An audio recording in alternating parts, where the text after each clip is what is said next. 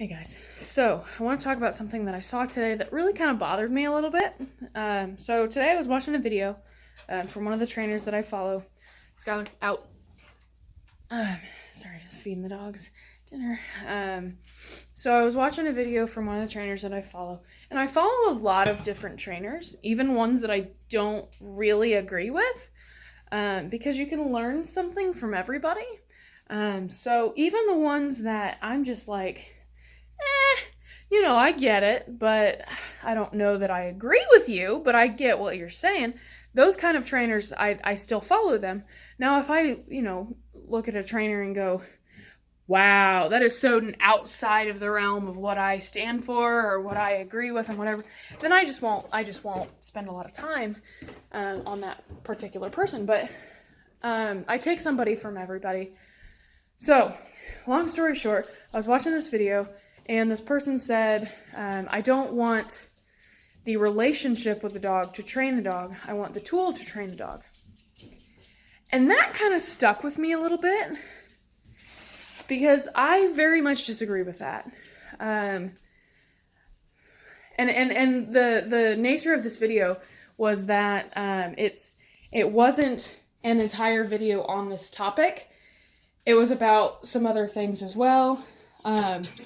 So it's kind of easy to judge just a flippant comment from somebody and misjudge that. So I don't want to take it as gospel what this person believes, but that comment really bothered me because I really just don't agree with it. Because when I'm working with a dog, whether it's my own dog or a client dog, I want that dog to want to work for me.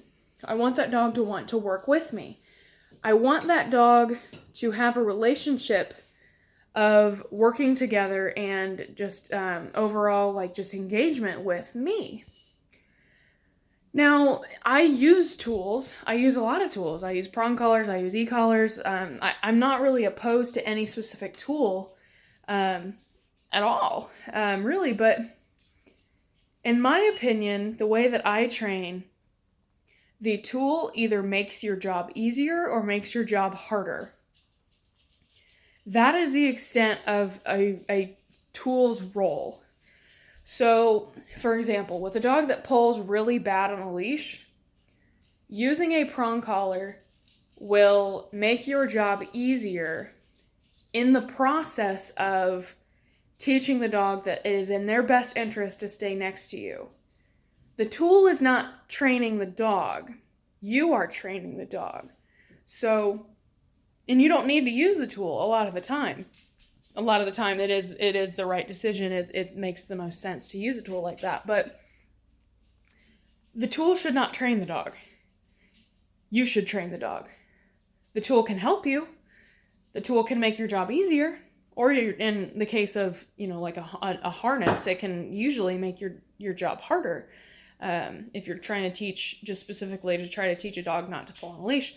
A tool can make your job easier or make your job harder, but the tool should not be training the dog. You should be training the dog. And if I have to choose whether to train the dog with just the tool or to train the dog with just the relationship, I would much rather train a dog based on the relationship I have with the dog than rely on a tool.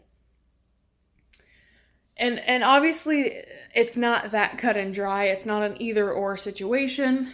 But just for explanation's sake, that's kind of how I'm hoping to get my point across here. And then the argument to that would be, well, if the dog trainer has a good relationship with the owner, that won't. The dog trainer has a good relationship with the dog, that won't help the owner. Yes, it will.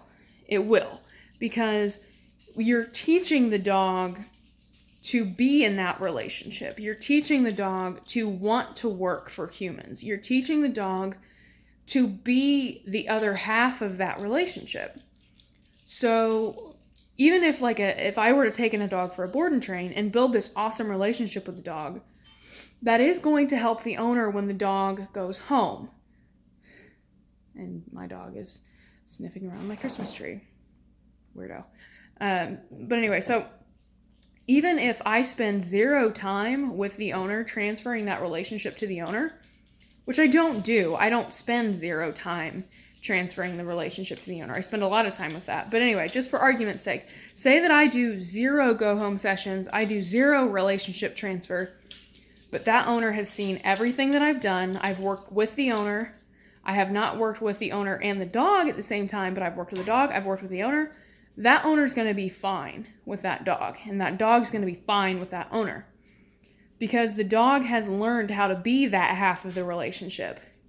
Now, whether the other half of that relationship is with me, the dog trainer, or with the owner, it doesn't really matter, as long as the owner has the tools to build that relationship on their own.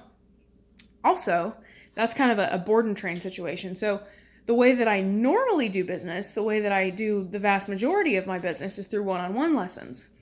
And normally what that looks like is I work the dog for the first 5 minutes of the lessons.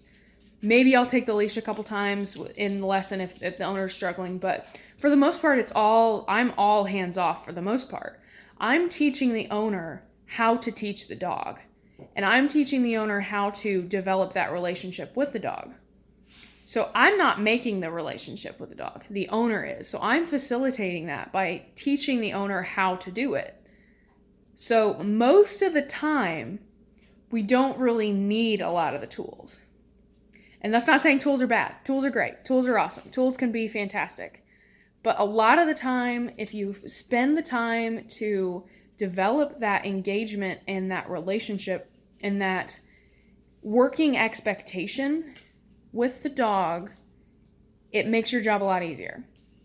Does that make sense? This is a long video. I'm sorry. So if you have any questions about this or want to talk about it more, please let me know.